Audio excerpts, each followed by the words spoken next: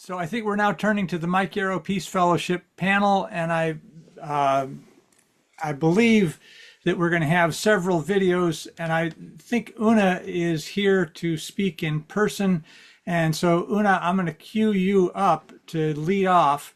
And after the presentations, what we're hearing from the Mike Yarrow Peace Fellows about is two things. One, a sort of a brief report on their project, what it is that they're working on, the issue that they're working on.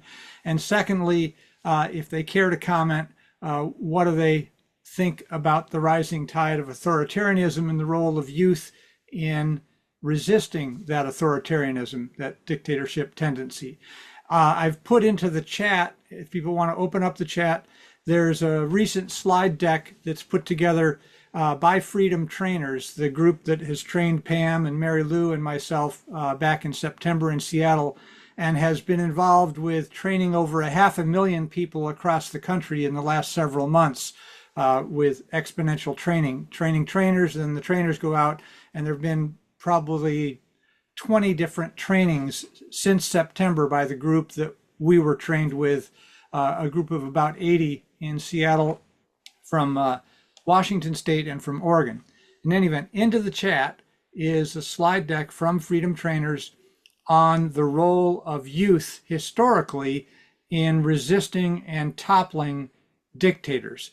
And so if, not now, you want to hear the Mike Yarrow's speaking, but if you want to turn to that deck, that's a nice resource.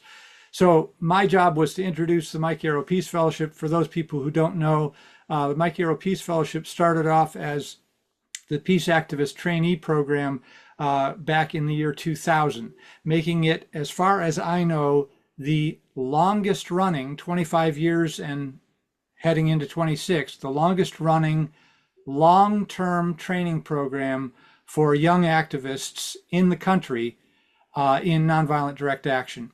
And Ellen Finkelstein, who's here on in the conference, was one of the primary, as staff of the Western Washington FOR, and a cohort and colleague with Mike Yarrow and Ruth Yarrow back in the early 2000s, carried this program remarkably well. We had to transform it in the year 2014 when Mike died of cancer, because we were going to be run by all volunteers, no staff. And since that time, Mary Lou Finley, my wife Janice, and I have been a three-part directors, volunteer directors, to try to keep the program going. And it's changed, but enough said. I think most of you know about it. We are currently courting, I think, over 200 young people that have been trained through the program. Our current cohort, we accepted more than 20, which was, I believe, a record for the number accepted. And as with most years, there's been attrition, so we're now down to 17. But we have a lot of alumni, and we've got a very enthusiastic band, and you'll hear from 4 of them today. So Una, I'm going to hand it off to you. Go ahead and introduce your project, and then when you're done, you can hand it back to Tom, and Tom, you can go ahead and play the 3 different videos that we have from Brady Johnson, from Vi Lee, and from Sneha Nankyoliar. I have a real hard time with Sneha's last name, but in any event, Una, you're off and running. Thank you, Bruce. Yeah, thanks for having me. My name's Una. I use she, her pronouns. I'm a 3rd-year student at Evergreen State College in Olympia. And I didn't put a slideshow together for today. I have a lot of photos that I would love to show, but maybe that can be a different conference of the recent workshops I've been putting together with Washington against nuclear weapons.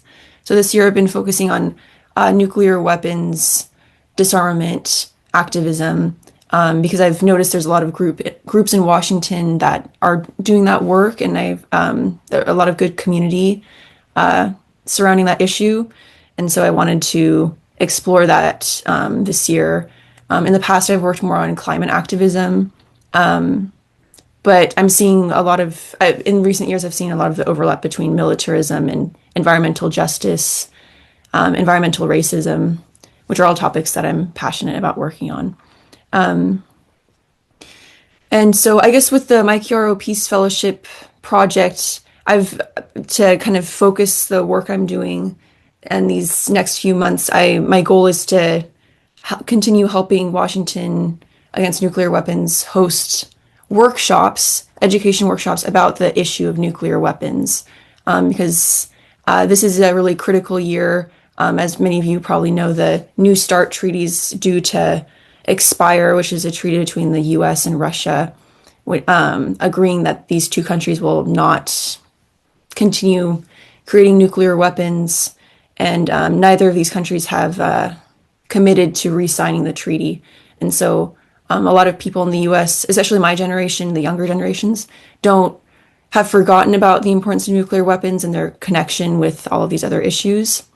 And so I guess the concept of the workshops that I've been working on with my other teammates, Sean, Kim, who lives in Seattle, Mango, who lives in Olympia, we've been kind of brainstorming how can we make activism fun, community building, because nuclear weapons is a really frightening issue. A lot of these issues are scary, and a lot of people are feeling pretty paralyzed and overwhelmed. And so we're dealing with this overall problem of like cultural isolation, and then these crises that we're facing. And so how can we mobilize people? The one film that the My Chiaro Peace Fellowship showed us earlier this or in August when we were doing our training, I guess it was September, was a film about the youth resistance in it was somewhere in Eastern Europe. Can someone remind me of that country name? Is it Talking about Serbia? Yes, Serbia. Yeah, the Serbian revolution there.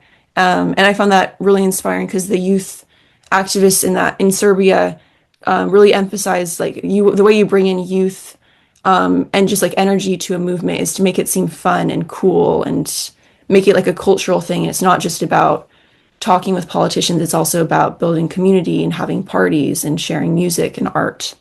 And so I'm really the last workshop we just had was last week in Seattle. Over 20 people came. Kim was she's kind of like a party thrower, and she kind of gave us the idea of what if we made this workshop like a game instead of like a presentation. And so the bulk of the workshop was actually we just played a game together about nuclear weapons, and we assigned people to like different teams, like representing different fictional countries. And then like we tried to like play out like what would it look like negotiating nuclear weapons proliferation and like the second nuclear weapons arms race.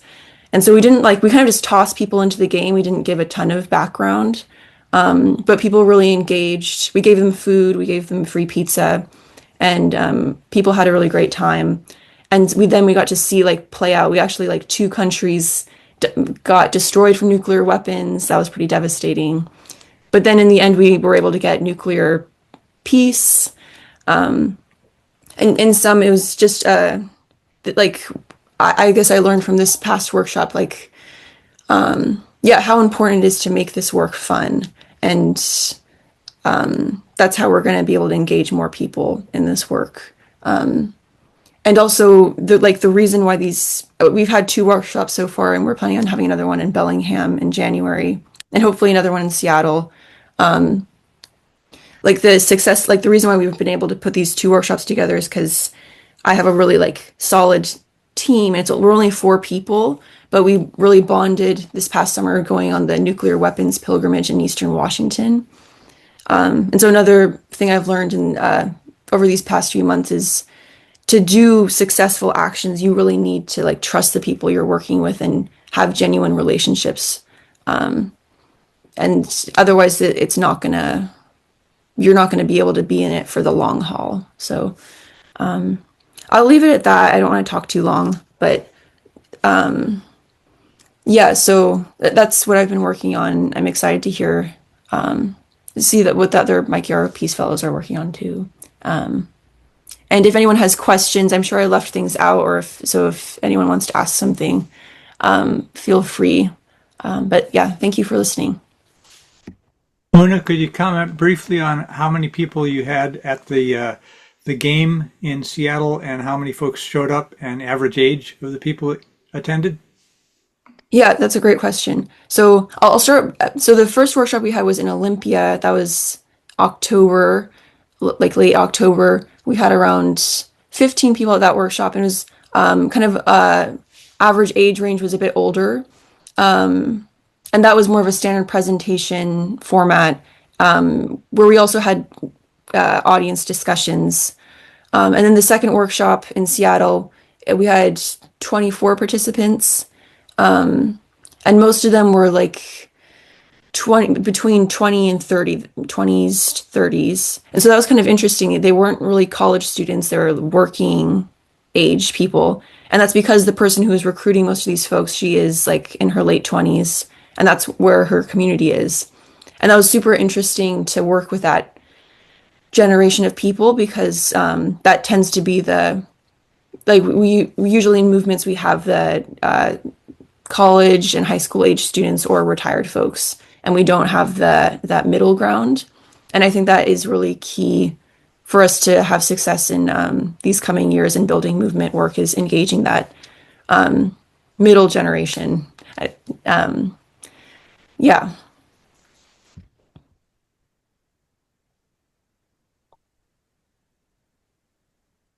So I have a question. I put my hand up, but I'll answer my hand.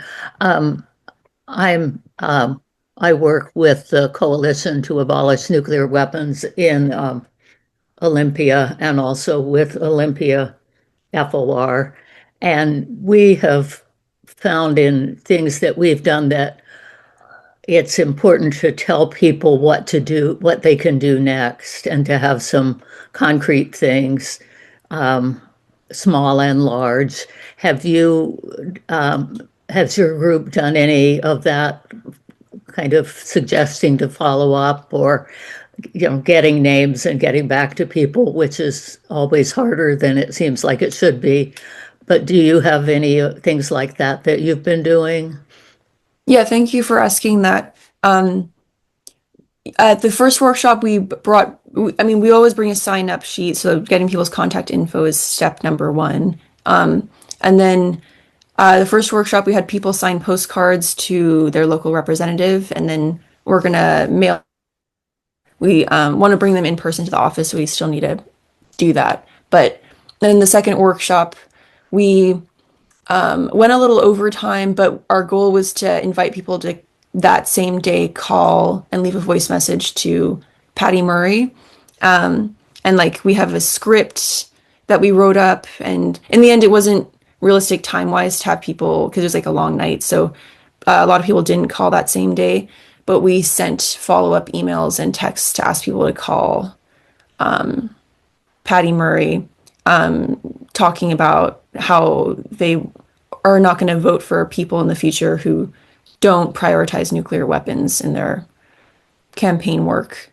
And then, so that's like the first ask we have for people. And then the second ask is Kim is going to have some one-on-one conversations with the people who came to the workshop to see if they want to help us organize future ones. And so that's kind of a way to engage more with this work. And then I'm tentatively with Ground Zero. I know Firefly, one person from Ground Zero is here, thinking about how can, like these workshops, if we can recruit enough people, it would be great to ask some of those folks to come help organize some sort of mass demonstration at Ground Zero, which they always do in the summer. But with the goal of this next 2026 mass mobilization at Ground Zero being to engage just more of the people, not just the same people who always come, but expanding the movement, and maybe having more trainings and and also having more media attention there. So that's another plan that's in the works. Thank you. Yeah. Thank you. Tom, I think we should go ahead and go to the videos so we don't run over time. Very good. I have two videos. This is the first one from Brady Johnson, and then we also have one from have another one here. So this is about 7 minutes.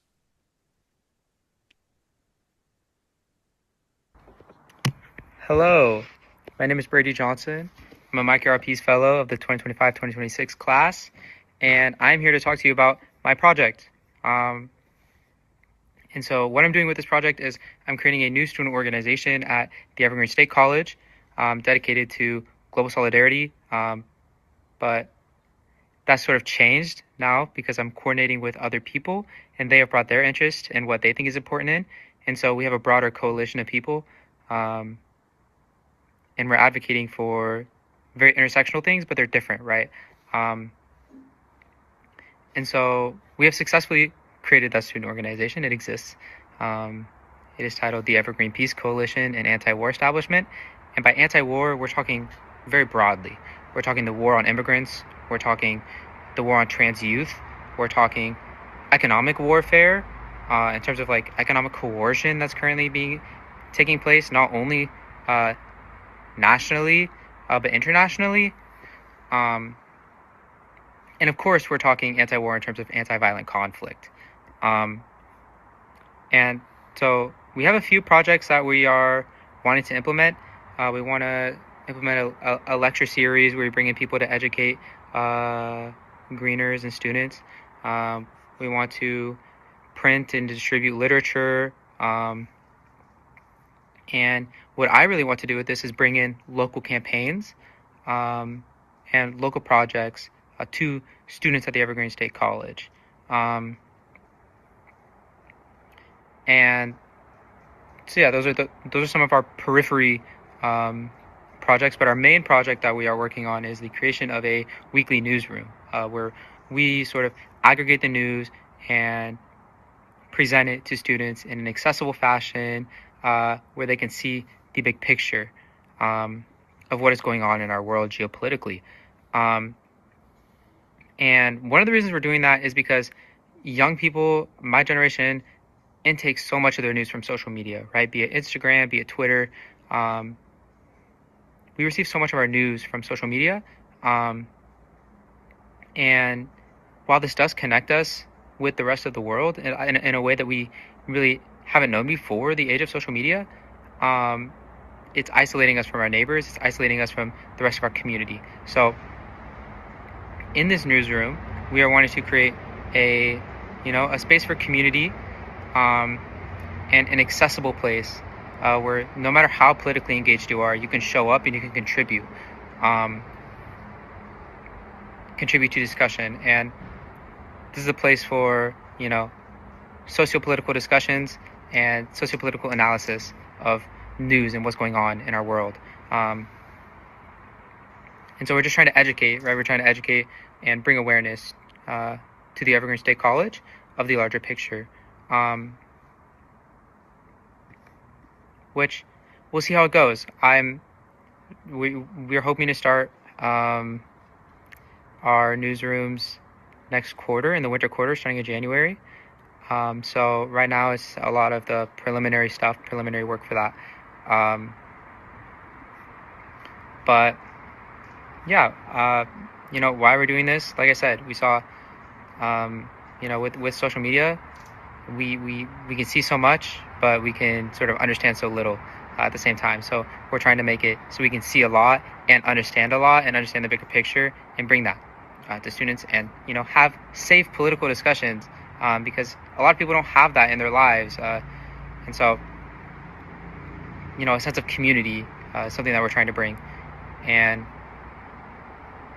why it's important to do this now is because of this, rise of imperialism, this rise of authoritarianism at a global scale. It's important for people to be not only to be aware of what's going on, but to be aware of where to go and sort of fight the good fight. And that's what I'm hoping to bring. Is I'm sort of trying to bridge this gap between the Evergreen State College and college organizing and college students, with local organizations doing work, be it mutual aid, unionization efforts, global solidarity efforts. I want to bring all of that to the college and just be like, hey, if you're more interested in doing more work, go here. If you're just interested in receiving information and having discussion and getting understanding, then come to our newsroom, right? So that's my project, my attention with the project. And one thing that I do want to speak on in terms of organizing as a young person is that, the analogy of activism has been described as a marathon, right? It's a marathon, so you take your time, right? You assess where you're at. You really think about, like, where am I at? Where am I going? And how can I make sure that I make it to the end of this marathon? But something that I've learned recently is it's not a marathon. It's this different sort of race. It's a marathon relay, right? We are receiving the baton from people who have already done the work, who've been doing the work for their entire lives. They've dedicated their lives to this work.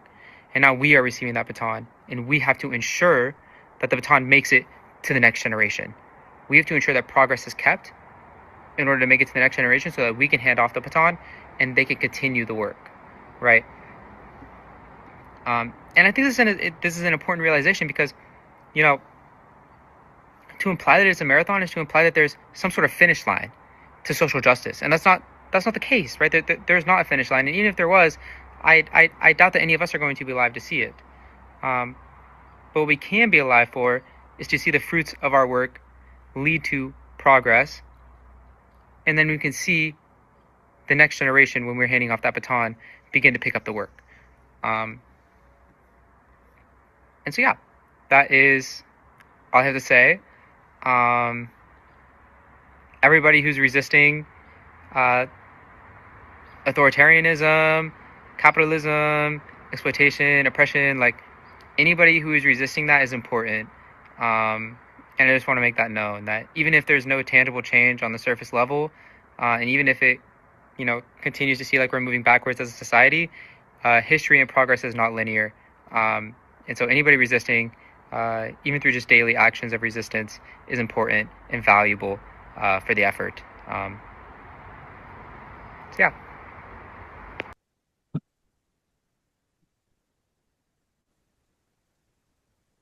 Okay, and this is Sneha Nankioliar. Hi, nice to meet Sorry, I went to give you a heads up. The volume on this one is even softer, so if you have the ability to crank up your volume, that will help. you. My name is Sneha Kulier, and I am a junior at North Creek High School in Bothell, Washington. I am 17 years old, and some things I like about me is I love being in nature, I love traveling, and I love hanging out with the people I love. So, when I first heard about the Mike Gower Peace Fellowship, I was incredibly interested. I had previously done work with Eastside Pathways Youth Council, where I developed programs to empower the youth, like building mental health surveys and development programs. I also work with a sustainability organization where I curate content and media that should be shared to the public so that the overall media is aware about the harmful environmental practices that we are currently doing. So overall, I've had a lot of work in advocacy. I used to work at Encode Justice, which talked about the ethics of AI. So that's why I was really interested into the Mike Gower Peace Fellowship, because I believe that youth can really bring about change.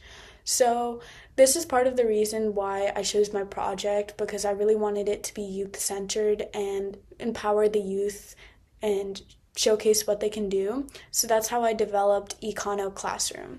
So Econo Classroom is basically, in an elementary classroom, market economy simulation.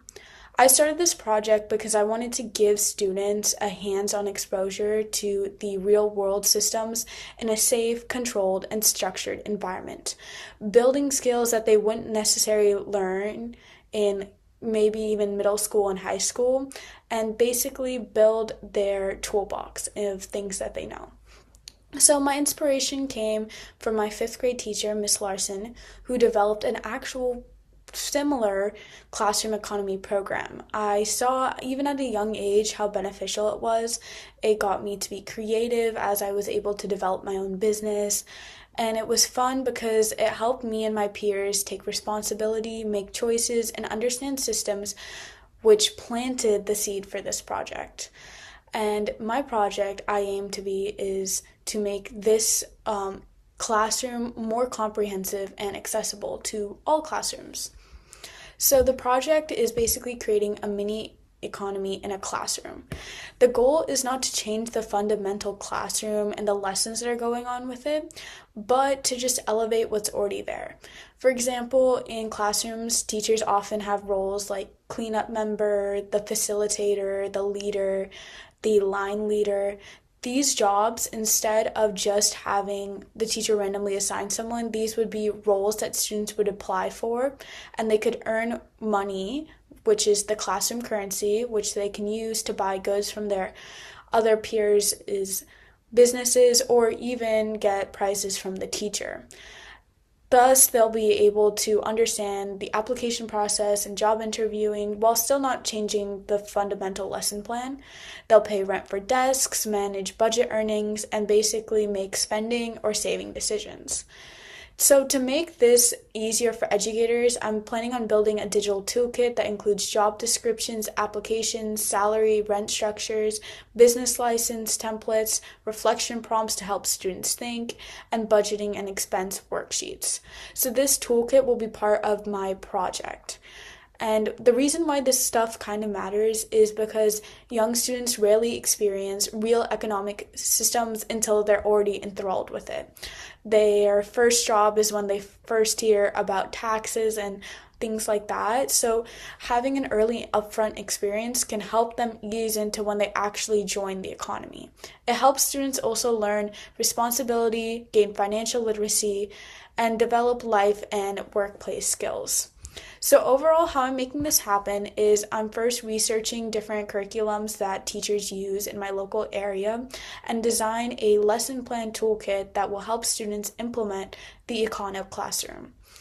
Once I have a developed curriculum, I'll be piloting this in a couple of workshops and classrooms in my local area, and then finalize the toolkit that will be published online and accessible to teachers.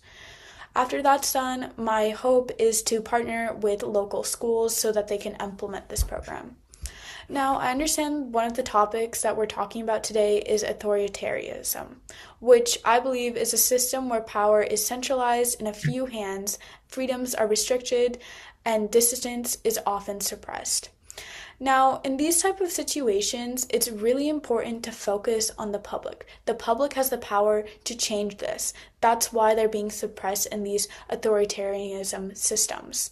One clear example of how the youth actually stopped an authoritarian system is in Nepal in 2025, where the government banned major 26 social media platforms, YouTube, Facebook, Instagram, X, which sparked a large-scale student-led protest as young people demanded free speech, accountability, and government transparency. They were often met with violence, with security forces using tear gas, but the unrest forced the prime minister to resign and social media ban was eventually lifted. This showcases how youth can actually fight authoritarianism systems. Most people don't think of youth when they think of an economic or political problem that needs to be solved. And I want to change that by educating our youth today, by uplifting them so that they're able to fight oppressive systems and want more from their government and from the people that they're supposed to get things from. So that's really what led to my project, because if we empower the many, then we'll be able to gain a system that's best for all. So that's really my project. I thank you for listening. I hope to bring a real-world economy into the classroom through the Econo classroom, where we empower students with knowledge, agency, and resilience. If you're interested in partnering, piloting, or learning more, please contact me through LinkedIn. Thank you. And I have thrown into the chat the link to the website where you can see the other Mike Yarrow Peace Fellows and just a quick description of their project. We're going to build out the website hopefully in the near future so that it'll take you to each page with a more thorough description of the project. And Tom, I think you said that you did not receive the video from Vi Lee. She has a project that she calls Where, and she last year had that project and requested from the WWFOR to make it a program of the WWFOR, not just a project for her for which she gets a $500 stipend, but made a budget request, and WWFOR funded that program last year, and that has now grown. Vi has grown it so that it's raised, I think, somewhere over $12,000. It has served domestic violence shelters all across the West Coast with clothing that is being requested and needed by the domestic violence and women's shelters in that area. And her link on the website does go to her website that she built that describes that in more detail. And we can probably send Vi's video to the folks that have registered for the conference so that if you want to see it, you can get a link. And with that, Tom, I'm going to hand it to you or to David. I think we're done with the MYPF portion.